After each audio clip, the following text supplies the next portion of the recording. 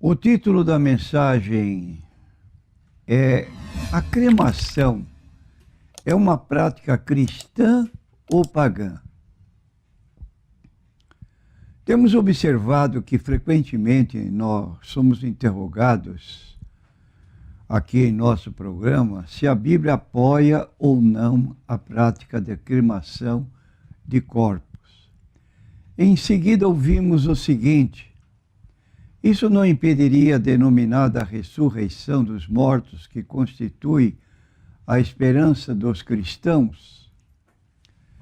A nossa resposta é que não. Nós lemos a respeito da futura ressurreição dos cristãos em 1 Tessalonicenses, capítulo 4, versículos 16 e 17, porque o mesmo Senhor descerá do céu com alarido, com voz de arcanjo, com trombeta de Deus, e os que morreram em Cristo ressuscitarão primeiro.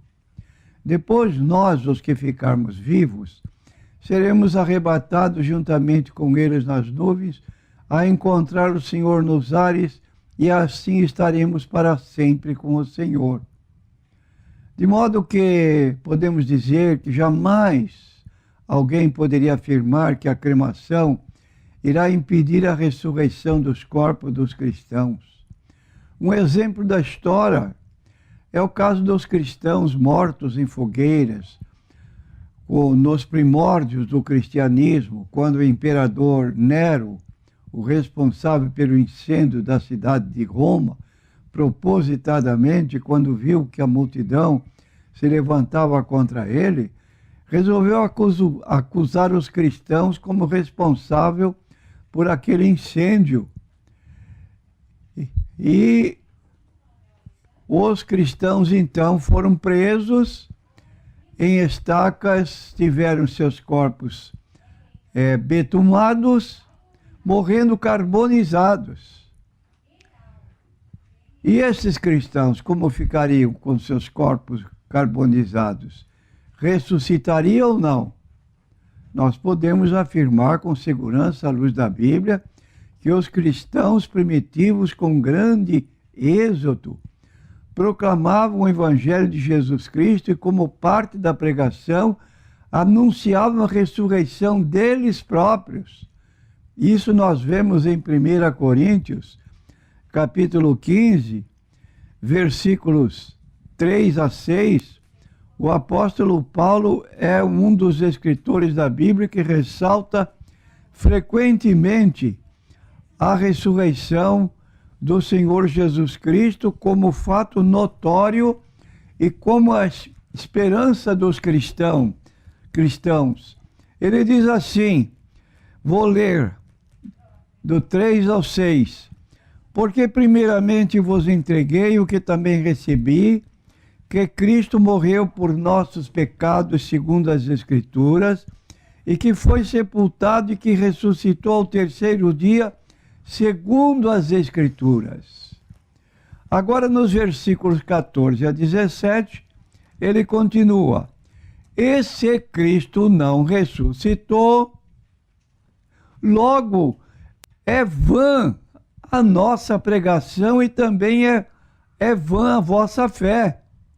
E assim somos também considerados como falsas testemunhas de Deus, pois testificamos de Deus que ressuscitou a Cristo, ao qual, porém, não ressuscitou, se na verdade os mortos não ressuscitam. E se Cristo não ressuscitou, é vã a vossa fé e ainda permaneceis nos vossos pecados. Por fim, ele conclui ainda neste capítulo, nos versículos 51 a 55, o seguinte, diz ele: eis aqui vos digo um mistério. Na verdade, nem todos dormiremos, mas todos seremos transformados. No momento, num abrir e fechar de olhos ante a última trombeta, porque a trombeta soará e os mortos ressuscitarão incorruptíveis, e nós seremos transformados. Porque convém que isto que é corruptível se revista da incorruptibilidade, que isto que é mortal se revista da imortalidade. E quando isto que é corruptível se revestir da incorruptibilidade, e isto que é mortal se revestir da imortalidade, então cumprir-se-á a palavra que está escrita: tragada foi a morte na vitória. Onde está, ó morte, o teu aguilhão? Onde está, ó inferno, a tua vitória? Isso é para os cristãos, para aqueles que aceitam a Cristo como seu Salvador e Senhor. Então, isso incomodava os pagãos contemporâneos desses cristãos. Assim levantou-se entre eles a ideia de que, destruindo a crença na ressurreição, anulariam a esperança dos cristãos na ressurreição. Entre eles, então, começou o costume de cremar os corpos. A primeira tentativa nos tempos modernos para anular a fé dos cristãos na ressurreição dos corpos foi adotar a prática da cremação. Tal medida foi tomada durante a Revolução Francesa pelo Diretório francês no 5º ano da República, a fim de desmoralizar a crença dos cristãos na ressurreição dos mortos. Era a prática dos judeus, entretanto, enterrar os seus mortos na terra e em túmulos de pedra. Isso nós encontramos alguns exemplos, como Gênesis 15, versículo 15, quando Deus disse: tu irás a teu pais em paz, em boa velhice serás sepultado. Gênesis 23, 19 e 20, e depois sepultou Abraão, a Sara, sua mulher, na cova do campo de Macpela, em frente de Manre, que é Hebrom, na terra de Canaã. Assim o campo e a cova que nele estava se confirmou a Abraão em possessão de sepultura pelos filhos de Het. Não era costume dos judeus cremar os corpos, e olharam para essa prática com horror, como nós lemos em Amós, capítulo 2, versículo 1. Assim diz o Senhor: por 3 transgressões de Moabe, por 4 não retirarei o castigo, porque queimou os ossos do rei de Edom até os tornar em cal. A cremação só era prescrita como castigo em certos casos flagrantes de imoralidade. Isso nós encontramos o exemplo no livro de Josué, capítulo 7, versículo 15.